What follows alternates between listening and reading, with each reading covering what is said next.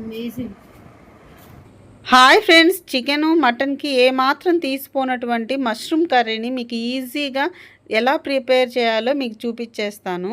ఇది డైట్లో ఉన్న వాళ్ళకి చాలా యూజ్ అవుతుందండి. వెయిట్ లాస్కి మష్రూమ్స్ విటమిన్ డి ఉంటుంది, చాలా హెల్త్ కూడా మంచిది. ముందుగా స్టవ్ వెలిగించి బాండ్లీ పెట్టి తగినంత ఆయిల్ వేసుకోవాలి. మీకు సరిపడా ఆయిల్ వేసుకోండి. నేనైతే కొంచెం ఆయిల్ వేసుకున్నాను. ఈ కర్రీకి కొంచెం ఎక్కువ ఆయిల్ వేసుకుంటేనే టేస్టీగా ఉంటుంది. ఆయిల్ కొంచెం వేడైన తర్వాత లవంగాయలు, చెక్క, బిర్యానీ ఆకు వేసుకోవాలి. కొంచెం వేగిన తర్వాత పచ్చిమిరపకాయలు వేసుకున్న తర్వాత కొంచెం అవి కూడా వేగాలి.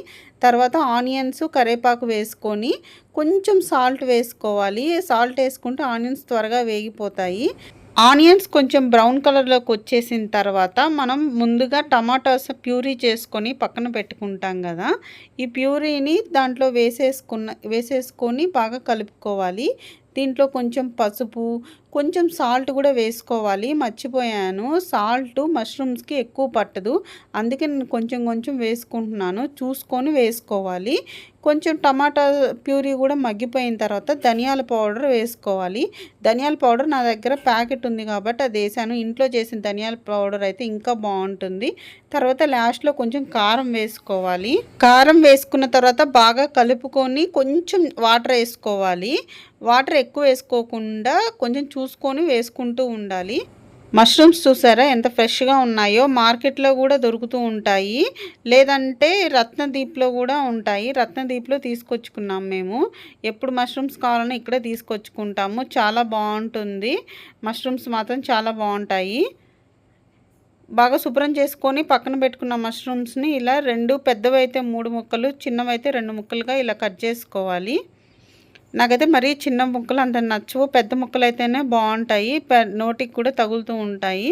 మష్రూమ్స్ తిన్నామన్న ఫీలింగ్ వస్తుంది. అసలు ఇంట్లో మష్రూమ్స్ కర్రీ చేసుకుంటే ఫ్యామిలీ మొత్తం కడుపు నిండా తినొచ్చు. బయట అయితే రెస్టారెంట్లో మష్రూమ్స్ కర్రీ అనగానే అసలు మష్రూమ్స్ వేసే కూడా కనపడవు. అసలు తిన్నట్టే ఉండదు, ఎక్కువ గ్రేవీ ఉంటుంది. నాకైతే బయట అస్సలు నచ్చదు. ఇంట్లో చేసుకుంటే చాలా బాగుంటుంది. ఇదిగోండి, ఆ ప్యూరీ అంతా బాగా మగ్గిపోయిన తర్వాత ఇట్లా మష్రూమ్స్ని ఇంకా దాంట్లో వేసేసుకోవడమే. ఇలా వేసుకొని బాగా కలుపుకొని లాస్ట్లో కొంచెం వాటర్ వేసేసుకుంటే ఇంకా మష్రూమ్స్ దాంట్లో ఉడికిపోతుంది. ఇలా మూత పెట్టేసుకోవాలి.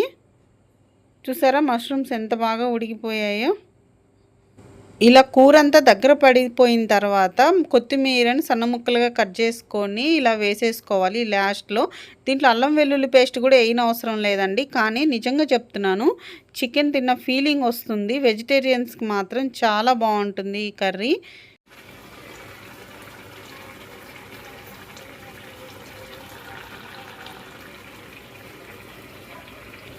అంతేనండి, ఎంతో సింపుల్ అండ్ టేస్టీ అయిన మష్రూమ్ కర్రీ రెడీ అయిపోయింది. నేనైతే నాకెంతో దోశల్లో మష్రూమ్ కర్రీ తినాలనిపించింది.